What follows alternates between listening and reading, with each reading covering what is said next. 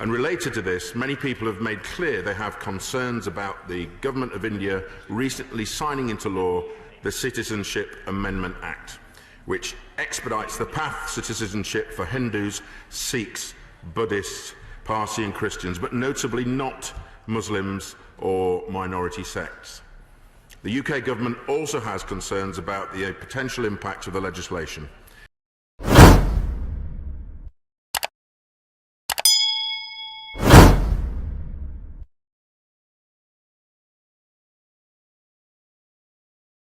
To ask the Secretary of State for the Foreign and Commonwealth Office if he will make a statement on the recent violence in India and the Citizenship Amendment Act.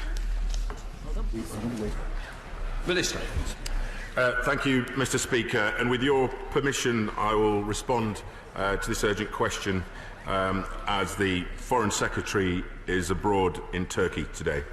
The British High Commission in New Delhi and our extensive diplomatic network of Deputy High Commissions across India are monitoring closely the recent violence in India and developments around the Citizenship Amendment Act.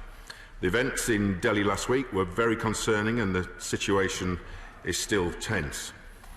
The death of one protester is one too many. So we urge restraint from all parties and trust the Indian government will address the concerns of people of all religions in India.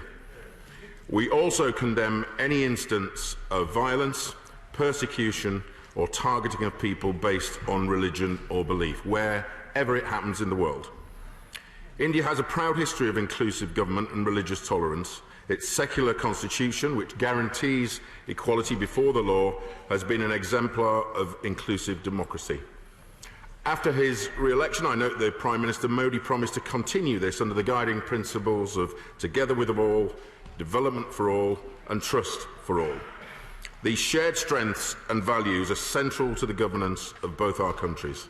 It's a central message of our foreign policy that societies are stronger and safer when we embrace our diversity rather than fear it. And related to this, many people have made clear they have concerns about the Government of India recently signing into law the Citizenship Amendment Act, which expedites the path to citizenship for Hindus, Sikhs, Buddhists, Parsi and Christians, but notably not Muslims or minority sects. The UK government also has concerns about the potential impact of the legislation. And it's because of our close relationship with the Government of India that we are able to discuss difficult issues with them and make clear our concerns where we have them, including on the rights of minorities. Most recently, my ministerial colleague, Lord Ahmed of Wimbledon, raised these concerns about the impact of the CAA with a senior member of India's Ministry of External Affairs on 25th of February. Officials from the British High Commission in New Delhi also raised our concerns about the potential impact of the CAA and the police response to those protests with the state government of Uttar Pradesh on 7th of February. Our former High Commissioner in New Delhi, Sir Dominic Asquith, also raised the issue with the Government of India last month, as did foreign and Commonwealth officials with the Indian High Commission in London. More broadly, the UK engages with India at all levels, including union and state governments, and with NGOs to build capacity and share expertise to promote human rights for all. We will continue to follow events closely and continue to raise our concerns where we have them. Thank you, Mr. Speaker. I find the words for the Honourable Gentleman rather vassal in relation to his statement here. We brought him to this dispatch box. We made the comments. I made the comments on Thursday to the Leader of the House, and there's coming here now concerning the sickening violence against Muslims we have seen in recent weeks in India. Proposals of the Citizen Amendment Act. The CAA enables the documented migrants from neighbouring countries to seek Indian citizenship, provided they meet one condition, that they are not Muslim.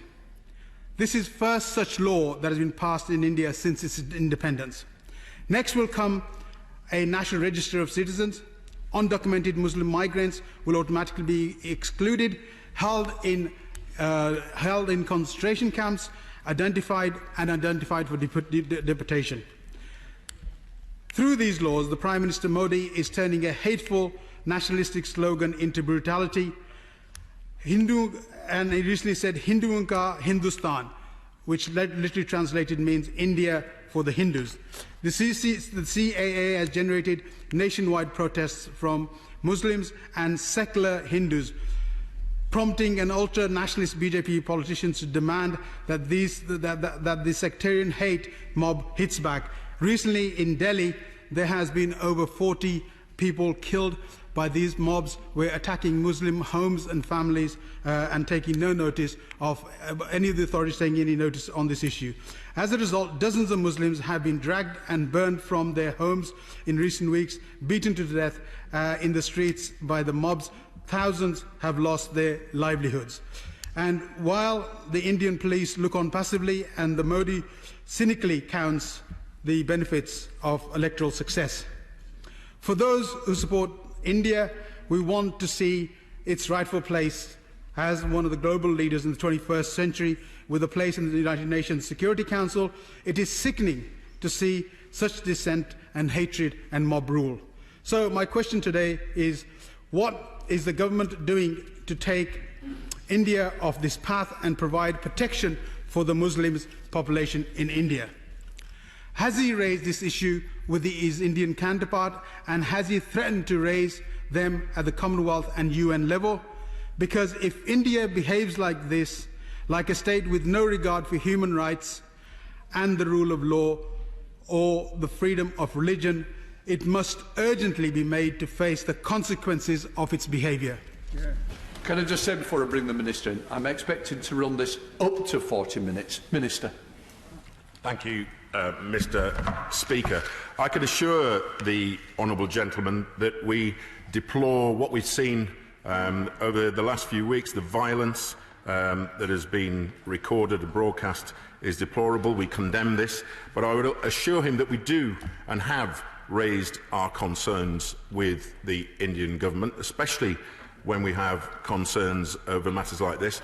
And as I mentioned in the statement, we do have concerns about the impact of the CAA.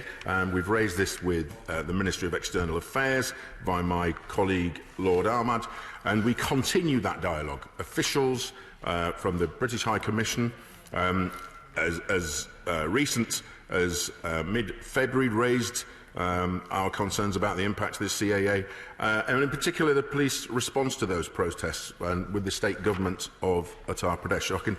I can give him our assurance that our dialogue is ongoing with the Indian government. Bob Blackman. Thank you, Mr. Speaker. I commend my honourable friend for his statement thus far, particularly on the aspect of one protester being killed is one too many. He will be clearly aware that it is not just Muslims that have been killed, it has been Hindus killed as well as part of the riots.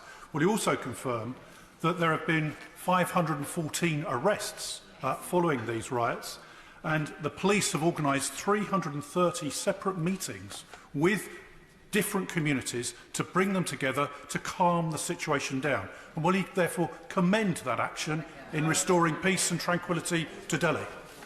Minister. Well, I know the honourable gentleman takes a very keen interest in these affairs.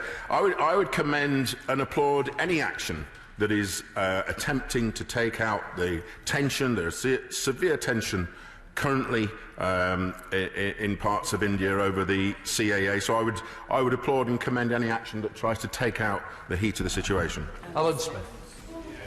Thank you, Mr. Speaker. There's obviously a lot of agreement across the House, and I commend the Minister for his statement, which I would agree with as far as it went. And I think we in this House need to be clear that we can go a lot further on this. This situation has been, as we've heard, occasioned by deliberate Indian government policy in targeting Muslims with the citizenship amendments.